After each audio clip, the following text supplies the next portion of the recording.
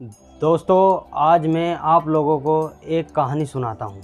एक बार एक वैज्ञानिक ने एक टिड्डे को पकड़ा और उसे अपनी आवाज़ पर छलांग लगाना सिखाया। वैज्ञानिक ने टिड्डे से कहता कूदो, टिड्डा उसकी आवाज़ सुनते ही ज़ोर से छलांग लगा देता। अब वो वैज्ञानिक था तो प्रयोग करना तो बनता ही था। उन्होंने टिड्डे की छलांग पर प्रयोग किया। वैज्ञानिक ने उसकी एक टांग तोड़ दी और फिर बोला कूदो। अब टिड्डे की छलांग की दूरी कम हो गई।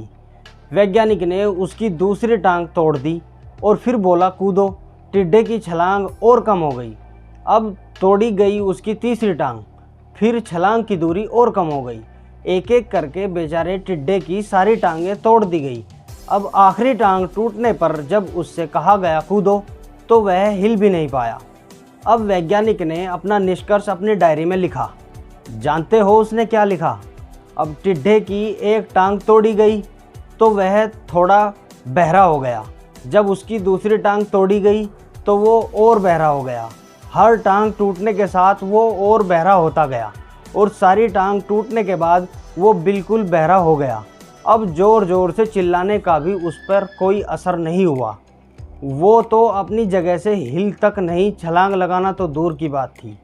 इस कहानी को सुनकर सभी को ऐसा लग रहा है ना कि क्या वैज्ञानिक मूर्ख था, इतनी सीधी सी बात उसे समझ नहीं आई। या कुछ लोग ये भी सोच रहे होंगे कि ये तो किसी बच्चे को भी पता है कि टिड्डे की छलांग उसकी टांग टूटने की वजह से कम होती जा रही थी, न कि वो बहरा हो गया था। दोस्तों, हम सभी जीवन में कई बार ऐसे ही मूर्ख बन जाते हैं।